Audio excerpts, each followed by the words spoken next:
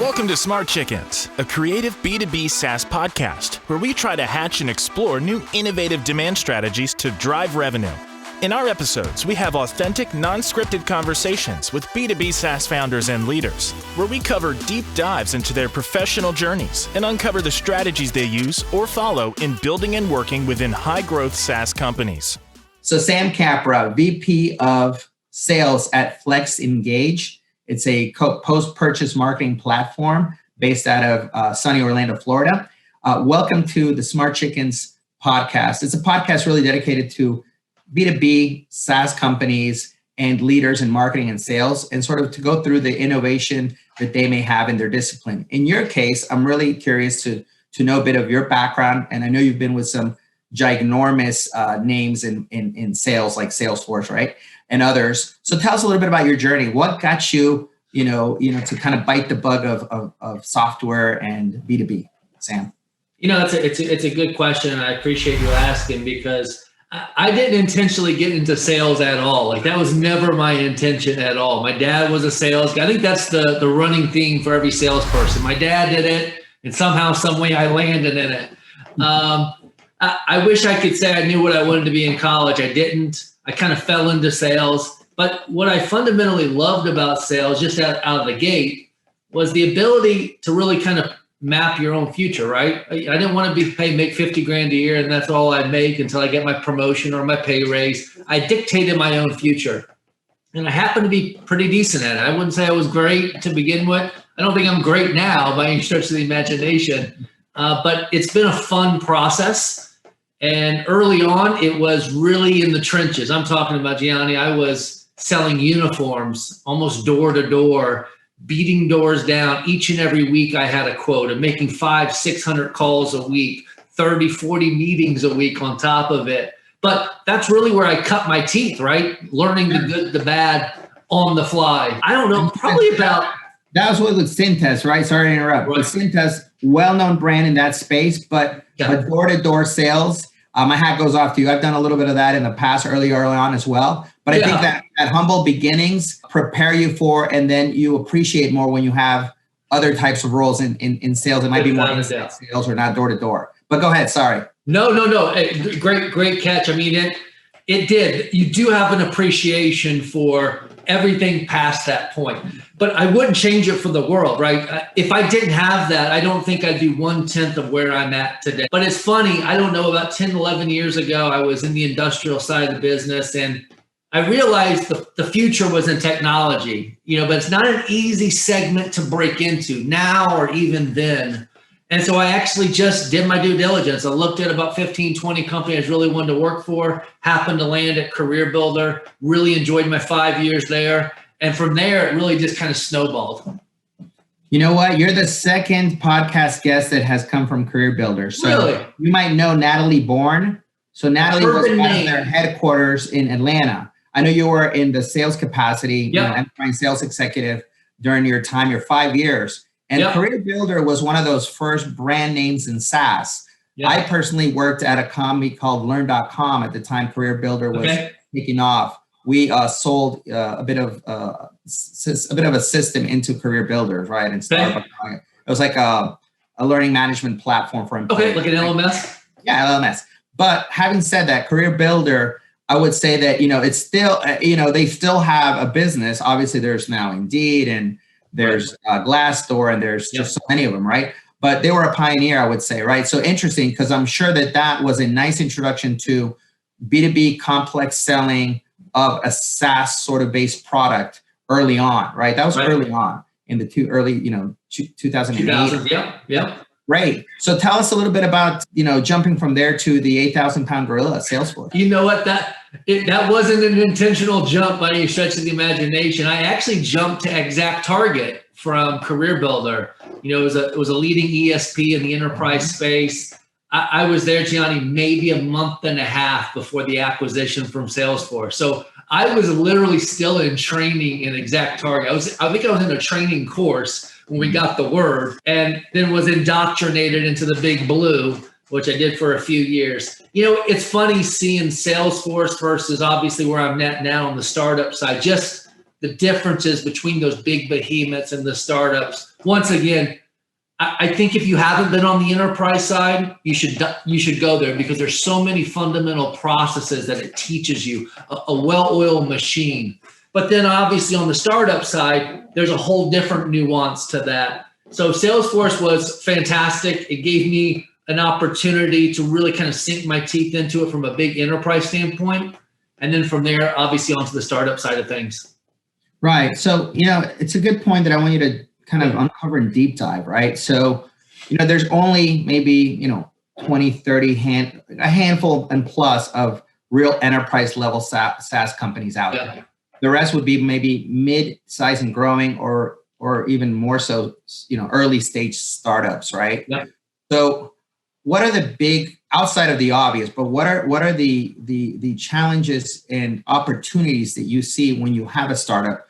So you don't necessarily have already a large team, perhaps. Mm-hmm. Maybe there's no 100% process baked into an inside sales, outside sales, BDR team, SDR team, right? And whatever that handoff is internally. Right. What do you see as some opportunities and challenges, knowing what you know from like working like Salesforce type and even Career Builder, which became a very mature business? Right. I would presume that the sales processes and the sales team, matured as Career Builder and the industry matured. What are you seeing as opportunities and challenges when put in a situation like yours, startup sales VP? Yeah, you know what? I think it's the same thing. That's both a curse and a blessing, right? The curse and the blessing being that you, in the startup side, you're kind of developing a lot on the fly. So you have a lot of fluidity, the organic aspect of building a process from scratch, learning, A/B testing, kind of running into a wall and saying, that's not the right direction, going in a different direction, really pivoting fast, right? And then on the enterprise side, there's a little bit of that, but it's much more rigid, right? But it's much more tried and true. They've gone down that path years and years, and they figured that out. So I think it's both, for the standpoint of, right, the fluidity of it, but at the same time, not when it's that fluid, you're going to go through some pains and tribulations. You're not going to be hitting at all cylinders, which is detrimental to the business to some degree. But it's a learning curve. It's a ramp process, whatever you want to call it. So I think both have its unique challenges, but it all hinges around that process of things. One that's well developed, but being well developed, it's not really agile, right? You may have some great ideas that don't fit into that rigid framework that you're going to butt up against, that makes it really challenging for really entrepreneurial type of salespeople.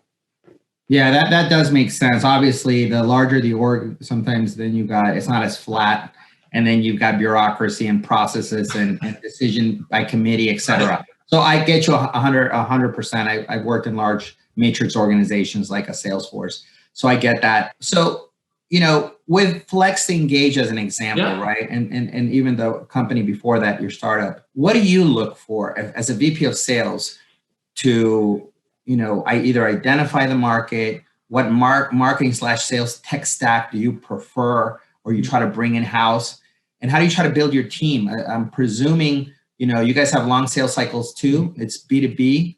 Yep. You're going into big, consumer side companies like Under Armour, right, and GNC and such. Talk me through your vision or how you start building your teams. Right. How does that work for you? No, that's a great question. And I think we've learned a lot, right, over the 4 years that I've been here at flexEngage, previously Flex for Seeking. Even our product has evolved from a single point solution to a true platform solution, which that unto itself creates a lot of ripples, right? Because now you're having to expand your talk track, figure out the value proposition, everything, and then go to market with it, and then trial and error it as you go. So that's one piece of it.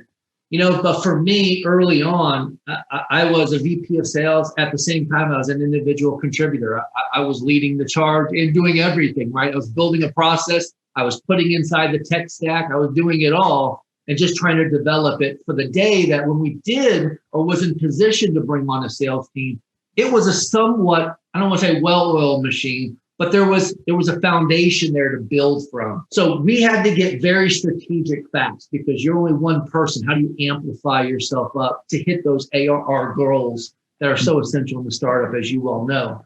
So for me, it was about ABM. How do we find the right people that we can get our foot into and really I don't want to say low-hanging fruit, but who do we have the best story for? And how can I help resonate that to that retailer, if you will? And then taking the right technology stack, to your point. Obviously the big behemoth Salesforce CRM is a data repository, but how do I manage my day to day? So leveraging tools like Outreach or a Sales Loft, leveraging tools like an Avoma or a Gong to really hear back the training and understand where is this hitting, where is it resonating, or where is it not, so you can learn on the go. Those are two primary things that I've leveraged quite a bit and I've implemented as a sales team. And then I got to be honest with you, one of the best things that we've done as a sales organization is layered in a technology like a Postal IO or a Cintas for offline components, right? The handwritten card, which is kind of a failed or previous era before us. Those type of things are all unique differentiators that we try to implement and digest. Wow, that's awesome, man. And you've just thrown a few really good software companies that I have folks in common and that I do admire. Gong.io, Outreach, Sales Loft are so critical. Having said that, so let me ask you, so devil advocate, right? Yep. There are so many good sales enablement tools that it's becoming like, so I was lucky enough to have Scott Brinker, VP of Platforms, Ecosystems, or HubSpot of all things, right? And he's always had for past decade, this ginormous, I call it Markagea. So I remember how the world used to be Pangea, like just all the continents were one. Yep. Well, this thing looks like a continent, his graphic, of what used to be 300, 400 SaaS companies to now 8,000 plus. Right. So there's it's growing every day. Yeah, and exponentially growing every day. Now the next decade will bring us for sure no code programming. Yep. So it's just going to become even more and more prevalent to have some kind of software AI that's going to enable marketing, sales, revenue ops team, mark ops teams, all these teams that are going to start kind of bleeding through software and having, someone managing that software. But my question is, how does a VP of sales, one, work with his C-levels, like a Thomas Diaz and whomever you have in your marketing seat, to come up with and kind of, regulate and configure which tech stack for marketing and sales you should have? How do you guys come up with that? Yeah, that's a good question because, it's a slippery slope. And I think that's kind of where you're heading with that is it's very easy to get overloaded with technology, right? And what happens is sales reps stop using it or it's not adopted and it's wasted spend for the organization. So it's a conversation traditionally between me and marketing. Sales primarily in our organization, at least, we primarily own the entire sales, ecosystem, right? From top of the funnel on down. Marketing does a lot of air cover for us from a nurturing standpoint. So they leverage their own type of tools. And then when it comes to the handoff, there's some synergies there. But to your point, my foundational kind of my philosophy, if you will, you've got to have a linchpin technology. So like for us, it's outreach, right? You've got to have something that you say, where does my team live and breathe? And anything I add on has to be able to be bolted onto that. I can't have my team hopping into 14 different systems because they'll never do it. And it'll lead to low adoption or no adoption. So one of my key criteria for us, a requirement is, do you sync into outreach? Do you tie into outreach? How do I leverage you from outreach? How do I get that data back into outreach? And if those questions can't be answered or there is not a path, then that's an immediately disqualification because once again, you might move the needle one time by having a separate system, but you start doing a third, fourth, fifth, your reps are like, where do I even go to access that? So that's, in my opinion, where you start to get that overload, that confusion, that frustration. Yeah, that's interesting. I'm glad for that, kind of unpacking that. You have sort of a true north foundational sales enablement or stack, and then you play off of that because you're going to be able to scale with bolt-ons that might be kind of best of breed for XYZ, like Postal.io. You got it. The kind of the direct mail approach. Now, interestingly enough, you're talking about omni-channel, which I love. So it's no, big secret that the pink elephant or blue or red or whatever elephant you want to call it was pandemic, and it hit hard. I would say industries that you guys serve, right? Yes. So retail industry, hospitality, anything and everything that would benefit from a flexEngage, right? From the B2C perspective. Yep. Obviously, you guys are hunting B2B and closing logos for B2B quarter after quarter with your ABM approach. Talk me through how was that year? And then obviously now we're kind of getting out of it a bit, which is good and positive news for all of us. But what did that look like last year? I won't even pull any punches there. It was a challenging year for us, right? No one's ever seen a situation like COVID, right? And no one's ever seen just a dramatic shift in business from people working every day out of the office to, all right, everyone's now homebound, and we don't know when they're not going to be homebound. And so for us, we were primarily brick and mortar based, right? So all the brick and mortar retailers shut down their locations, projects got shelved, budgets got frozen. And even today, some of those budgets have never fully recovered. Will they ever? Time will only tell. I think we're coming out of it. I think we're seeing a lot of positive momentum, but it was a challenge. But what I've learned through that is that you've got to take that opportunity to reassess the business and figure out how do we find a path? Is there a pivot here? Is there a product we need to develop? And it may not be a long-term product, right? It may be something that is very finite that gets you through the storm until you kind of find your path forward. So we did that. We tested a lot of different things. It got us a lot of conversations started. Not all of them went a lot of different places. It didn't all go to a close. Very few actually did. But what it did is it gave us a springboard into this year where we now have some open doors back into those individuals to restart a conversation around actually our core product, because those locations are starting to open and rebound from the pandemic, if you will. So it was a tough year without a doubt, but I think it gave us an opportunity to reassess the business and figure out how do we get really nimble? How do we get agile? And we actually came out with the free offering. That was another thing that came out of that. How do we just penetrate, make this really easy for retailers just to digest our solution, get in the door absolutely free. And then when the time does come, that's an easier conversation to have. Those things were all a direct reflection of COVID.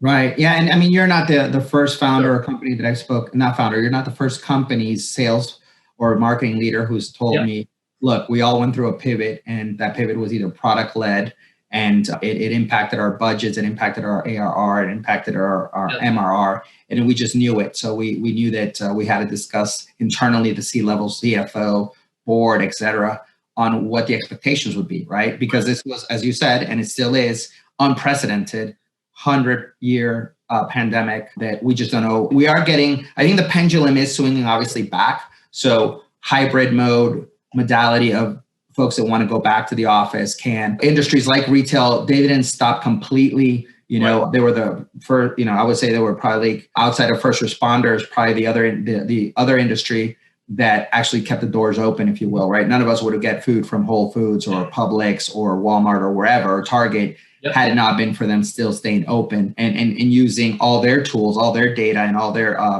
big org processes to keep the doors open, right? Amid a pandemic. So really kudos to the retail industry for doing that. Yep. Having said that, all the peripheral players into it, of course, had to, pivot, to your point. So interesting that you bring it to a head of, hey, listen, this might be a short-term pivot, but we know we had to react. And this is a way of kind of almost plan seeding for this second half of the year as the economy is opening up again, as the pandemic is kind of, dying down a bit, to the extent that your core business is back to business and opening stores and such. So that's awesome. Talk to me a little about your team though. So what's the head count when you came in and where you are now? What are potentially plans for future head count as you're growing? If you can share that. Yeah, happy to. Yeah, when I very first came on 4 years ago, I was the lone wolf. And I got to give Tomas some credit. He led the charge alongside of me in many ways, shape, forms, and fashions. But for the most part, I was an individual contributor, also developing all the back end stuff that we needed to have as we developed a sales team.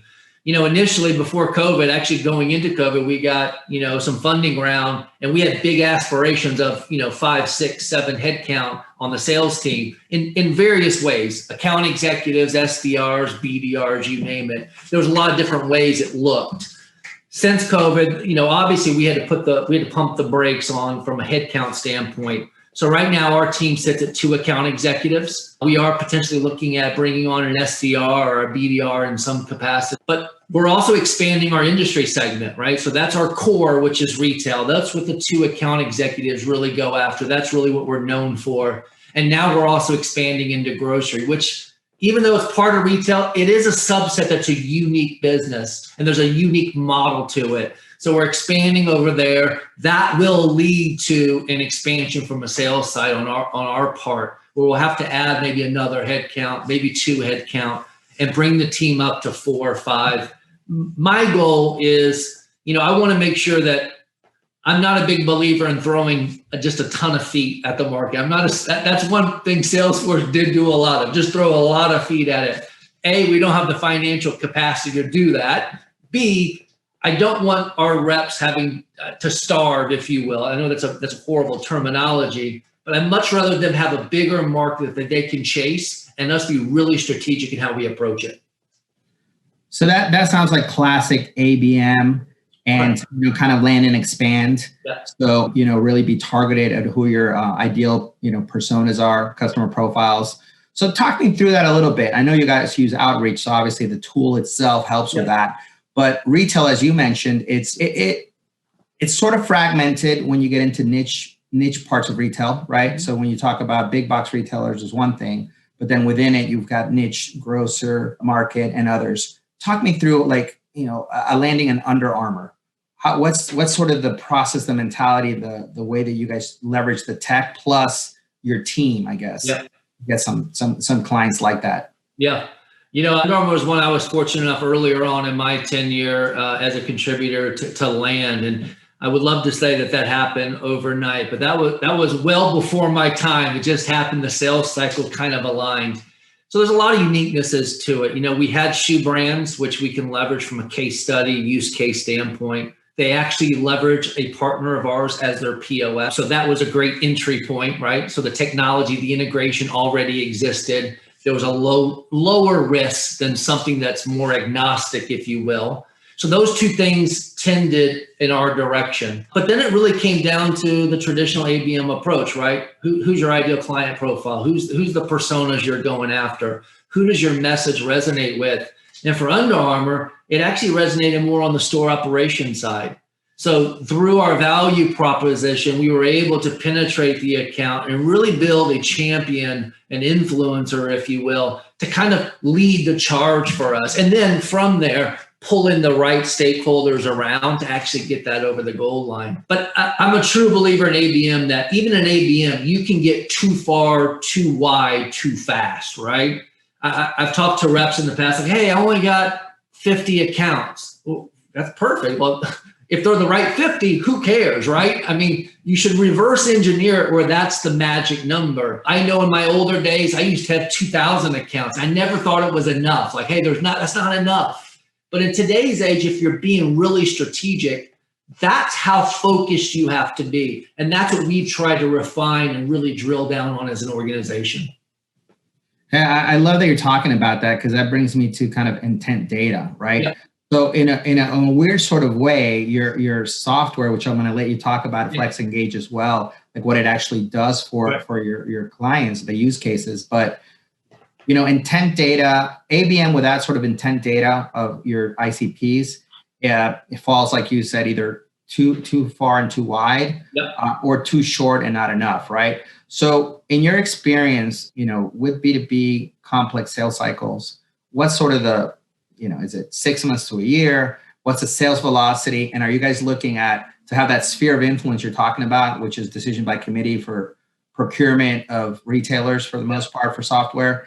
Is that look like 6 people, 7 people? Some of the other folks that I've spoken to that are B2B, but for SaaS, not necessarily into your verticals. Nonetheless, they know they have 6 to year sales cycle sometimes, and they have to have 6, 7, like at least 5 people, decision making folks that they're touching, that the AEs or the SDRs or BDRs are touching consistently. What does that playbook or scenario look like for you guys? Yeah, I like to refer to it as herding cats, because that's really what B2B enterprise sales is anymore, because there's no longer a single buyer that says it's my budget and I can sign for it. Like that. Those days are for the most part over. And I don't know if it's just because the fundamental shift in how budgets are, or if just no one wants to put their neck completely out without consensus, right? I don't know. I won't venture to say. I think it's a little bit of both, but we see on average 6, 7 that people that have to be involved on an ongoing basis, right? And that's really dependent on the product that we're talking to them about. We're talking about all of our products. It may get up to 10, 11, 12 people that are involved in that process. From the business side, the IT side, security side, e-com side, store ops side, and a variety of other people that at least have to put their thumb on it and say, I approve it.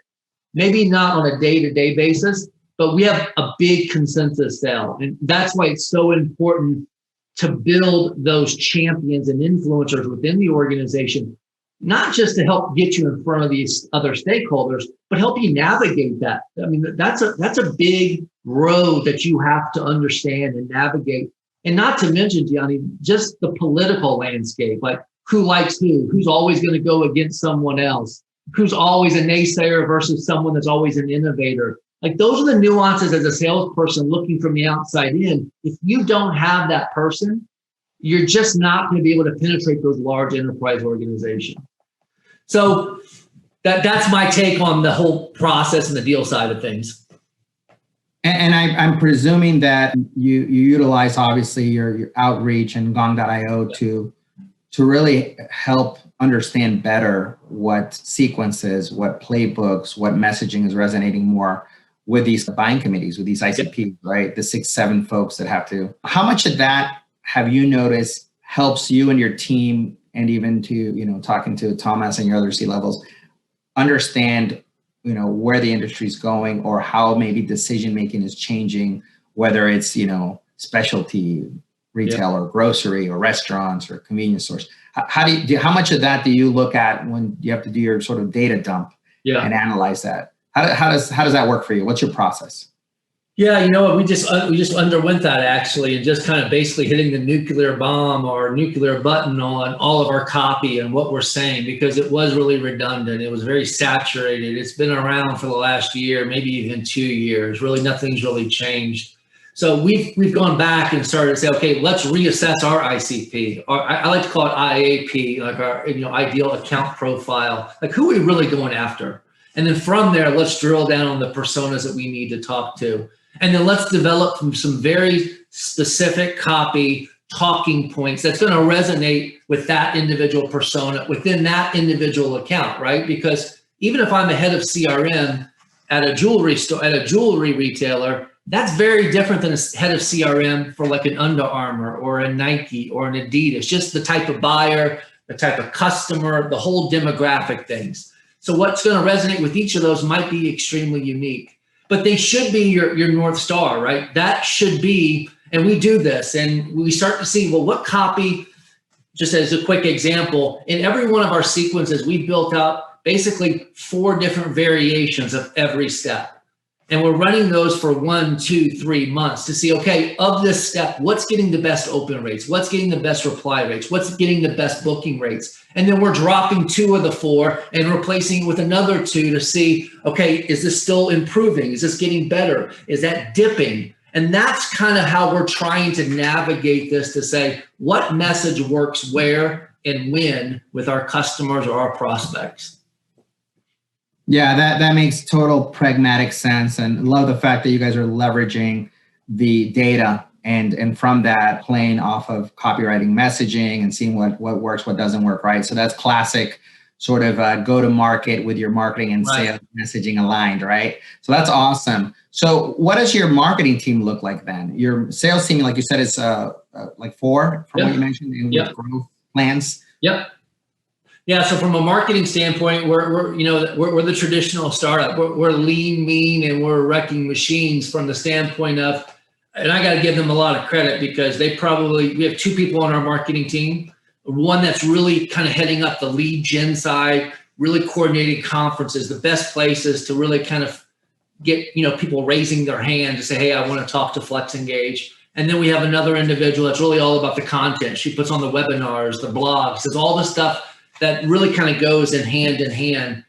They do a fantastic job. They probably do the work of about a 10-person marketing, but really they do a fantastic job. But I think at the end of the day, we always try to sync up on where are we seeing it's all about gap analysis. Like, where are the gaps? Like, where are we just not, where are things falling off? Like, do we have a chat on the website? Should we have a chat on the website? Are people coming in that route? Like, how are we handling the handoff from the email to a sales rep? Like, phone calls. Should marketing be doing the top of the funnel phone calls to qualify, or should we first kick it over to sales and let them do the qualification? Those are all things that we're constantly reevaluating and reassessing.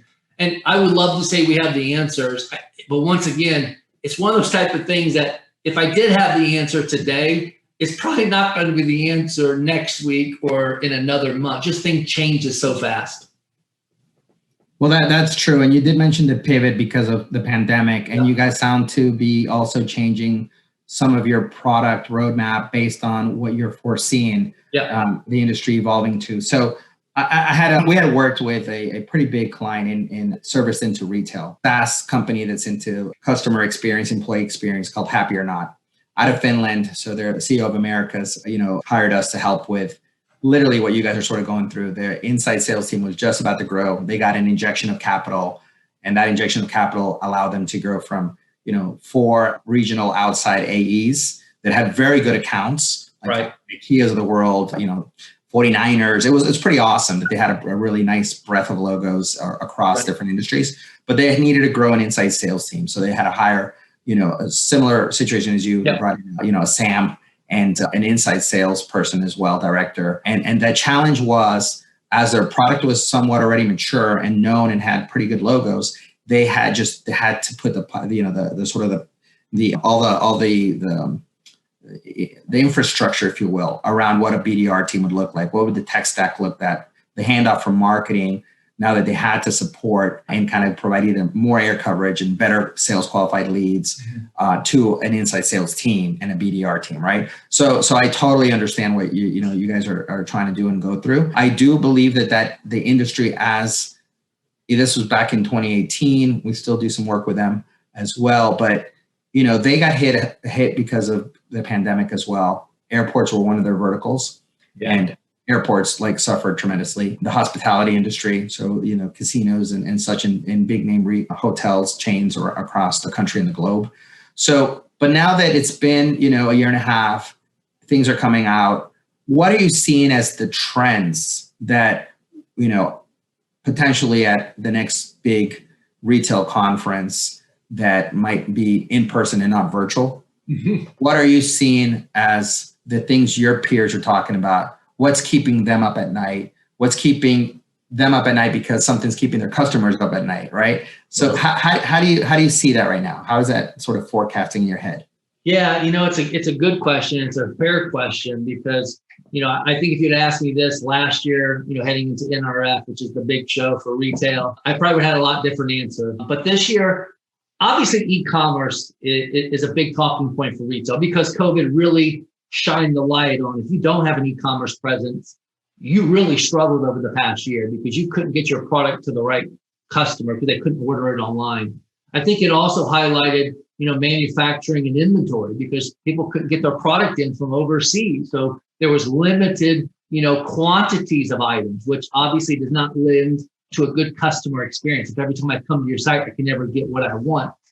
But I think the overall thought process I'm seeing is retailers are really laser focused on, we know we took a shot, right? We know there was a hit to brand loyalty, brand affinity as a result of something that was really out of our control. We can't control a pandemic, but we didn't do the blocking and tackling that we needed to. Our e-commerce wasn't up to speed. We didn't have the inventory levels. We didn't have a lot of the things that we probably should have had, and we knew we probably should have had, which led to poor customer experience and also led to that customer turning immediately from one browser to another and going to an Amazon or a Best Buy or somewhere else where it was a lot easier for them to transact. And that led to brand affinity, brand loyalty to another competitor or to another retailer. Trying to get those customers back That's the topic of every retailer we talk to is, what do we need to do? Where are our missed opportunities within our current ecosystem from a current experience standpoint? And I think that's what we're laser focused on heading into the end of 2021, 2022, is how do we make every touch on your customer meaningful? Yeah, well, I really like that analysis, and it's sort of a segue for customer experience, right? And flexEngage. How does flexEngage with your platform help your retailers, and your clients hone in on how to make it more sticky, that customer experience, how to retain, right, that customer. So NRR for most software companies right now, net retention revenue numbers are kind of like all the craze, right? Especially after the 2021. To your point, it did become an accelerator for e-commerce, right. And for those that didn't have a really good e-commerce experience, the lack thereof was really like highlighted. Right. But how does your flexEngage platform help maybe bridge this a little bit for your clients? Yeah, it's a fair question. And, our value prop to a retailer, depending on really what are some of the KPIs that are meaningful to them. But really, when you kind of put boil down the oceans, at the end of the day, it's all about missed opportunities and that post-purchase journey, if you will. And it's very finite. Don't get me wrong. It's not a long process. I buy something, and if I'm in the store, it's immediately in my hand. That's a very micro journey. Online, it's a little longer, right? Your order has been received, your order is shipped, your order arrives at your door. That journey's a little longer from a post-purchase. But it's up to you as a retailer to maximize every touch you have on your customer, to talk to your customer in a very personalized, relevant manner. And if you're not, that's a missed opportunity, right? If I can go to a Best Buy and get a digital receipt, which tells me, hey, you may have forgotten this, this, and this, and oh, by the way, you missed out on 400 loyalty points because you're not a loyalty member, my call to action is very personalized. Oh, I forgot I'm not a loyalty member, I can join. Well, you know what, I didn't get that. Let me go ahead and click on this and actually buy it on the Best Buy website and give them a little bit more LTV or a little bit more incremental revenue. Very quick clips that you can do to engage, but more important, just as important, is to monetize from a customer standpoint. Hey, I actually, it's funny you're talking about this because two retailers that I just recently went back into, right? Right. One is the Adidas outlet, because I'm getting back into, kind of adult league soccer just for fun to try to stay in shape. You're a better man than I. Yeah. So I went to go buy Adidas, soccer turf shoes, right?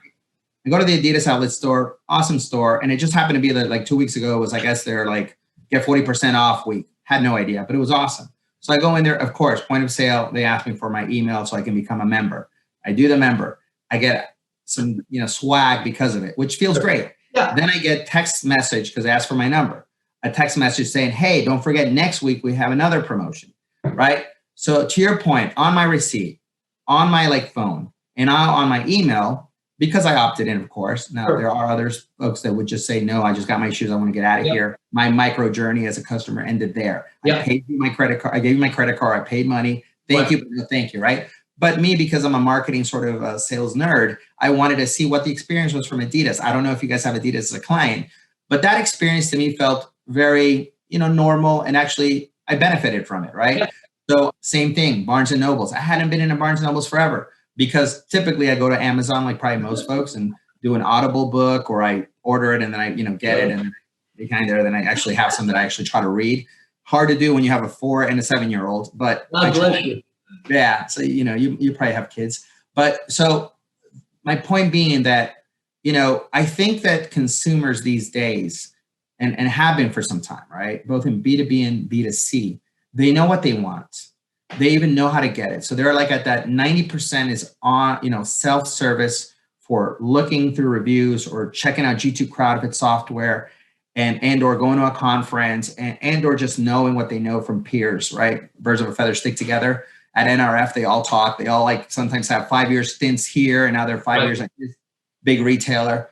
So how, that customer micro journey, with us now wanting to kind of live in this, going back into retail shops, but also knowing that from our phone, we could quickly go to Amazon or even that store, adidasoutlet.com, and try to purchase things.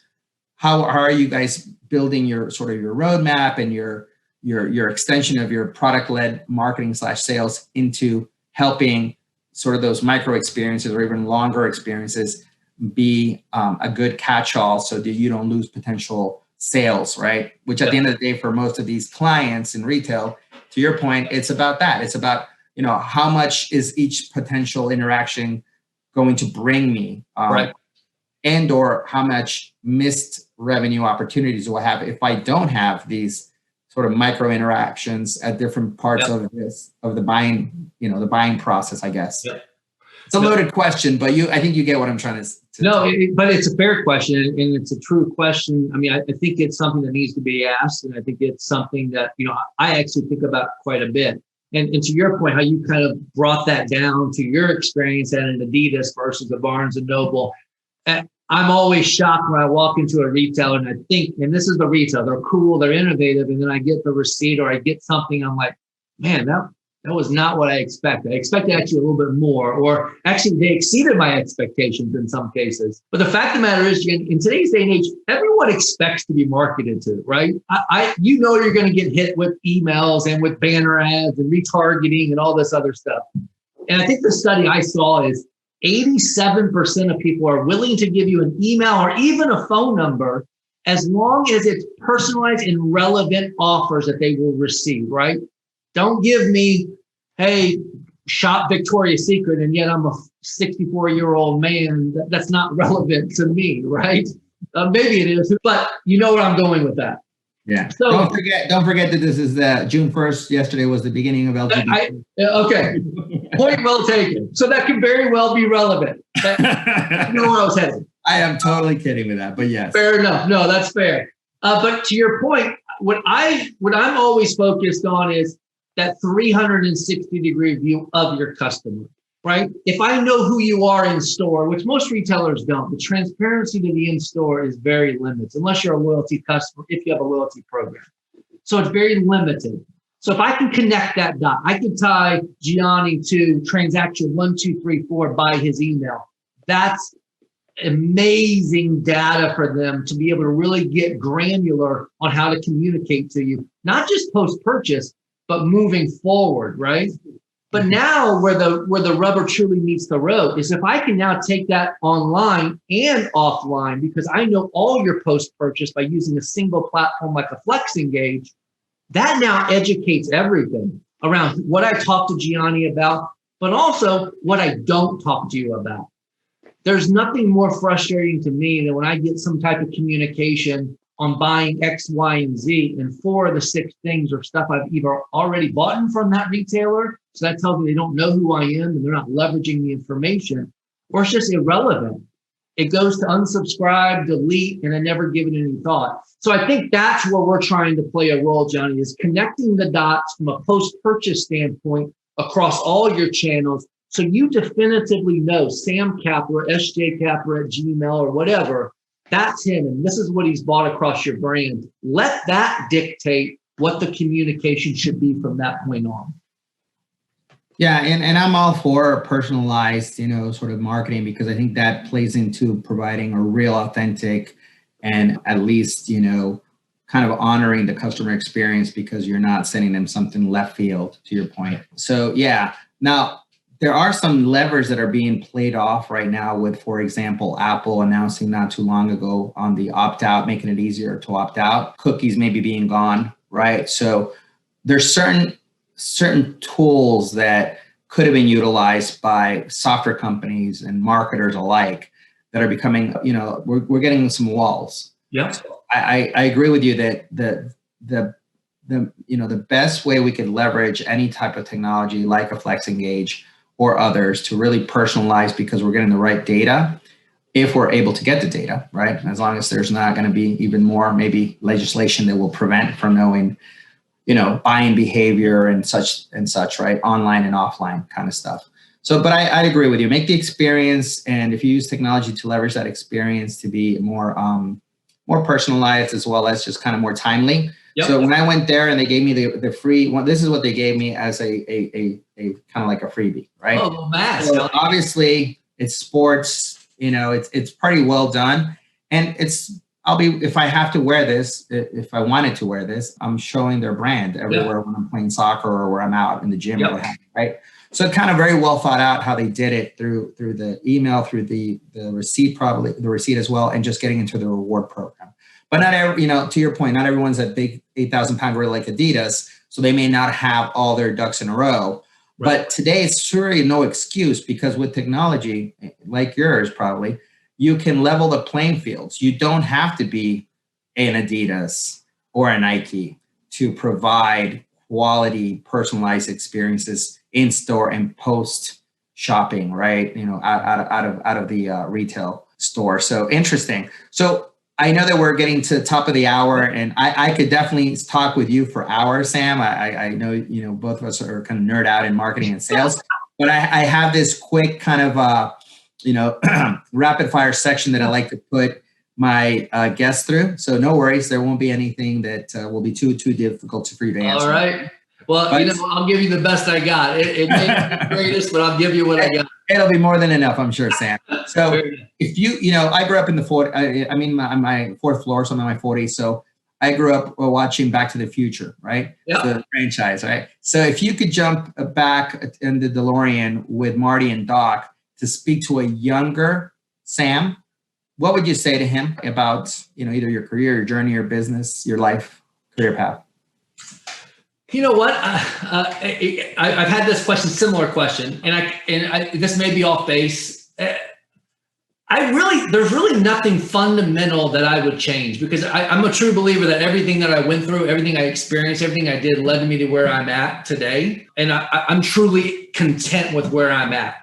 Could there have been other opportunities, other jobs I accepted versus this, but you don't know really where that pans out. But for me, it's just be passionate, stay passionate about everything. One of the biggest things I've always lived from is my dad used to always tell me, if you don't want to be the best at it, don't do it, right? Don't waste your time on something you don't have a passion for.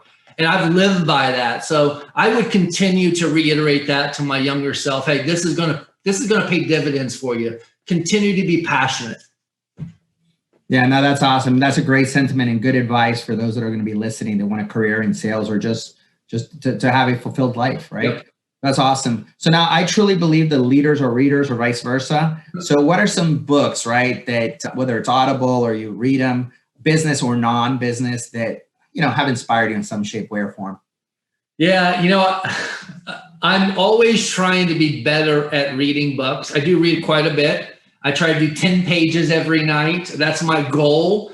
Or I time it 10 minutes. I try to get little bite sizes. But, I've read a ton of books, from Spin Selling with Neil Rackman to The Challenger Sales. Everything I read is business focused. I can't tell you the last, like a Harry Potter book. I don't think I've ever read one of those type of books, to be honest with you. But I love Gary Vee, jab, jab, jab, right hook. I love those kind of books. I love those little technique books. I'm really big into tactical approaches. Don't give me the holistic pie in the sky, philosophical crap. Give me something I can use, I can take, I can run with it. It doesn't have to be a lot. Just give me one thing, two things I can try out, and I'm happy. So those are the type of books that I'm listening to and have really adopted. But more importantly, if you look at my books, like, they got more highlighter marks and, dog ears than anything else. So I actually get into them and I read them 3, 4, 5 times.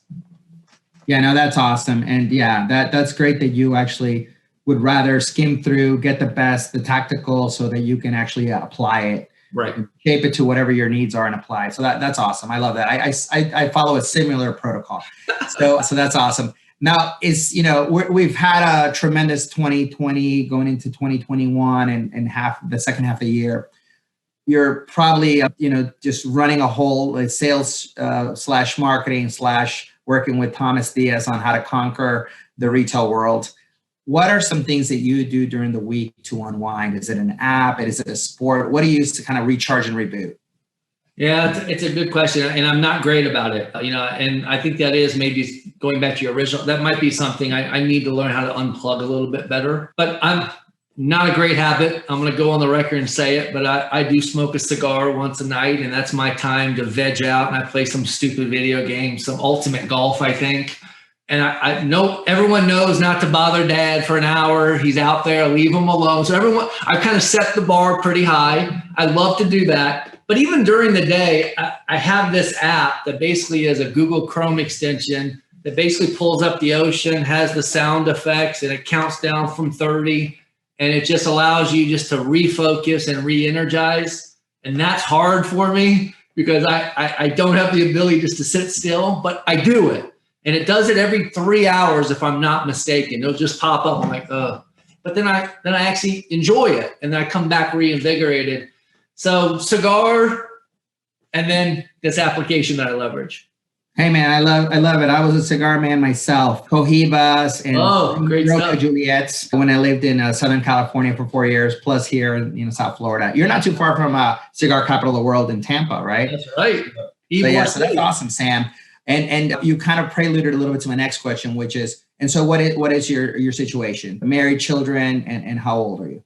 Yeah, married for 23 years, 3 kids. I have one that has I have 2 grandbabies that live up in Wisconsin. She's living her best life up there. I have a 20-year-old. It's hard to believe I have a 20-year-old son who's going to a junior college up in Gainesville, on to University of Florida.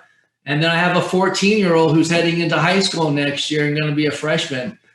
I don't know where the time goes. I thought I was young. I looked up one day and I went from being 25 to now I'm 45. I don't know where the 20 years went. Well, hey, whatever you're doing, drinking or the cigars you're smoking are doing well for you. I would have never guessed the ages on your children. But, I hope that I'm as good as you are when I reach that point, and I'm far from it. I've got, like I said, a 7-year-old and a 4-year-old, right? So I get many, many moons that I have to look forward to. But no, that's awesome. And so, was there anything I didn't discuss that you'd like to talk about, kind of to close it up a little bit? The only thing I would share, at least my take on sales, and to your point around reading and digesting and always being better, learning your craft, staying ahead of your craft. One thing I will always encourage salespeople is if you don't get anything from a podcast, a webinar, a sales book, find something you will. Like, there are things out there like your show, a multitude of different shows that you can glean. Don't expect to pull everything from one show. Take 1-2 things and really digest it and try it and test it and implement it and all that kind of good stuff. So that's one piece.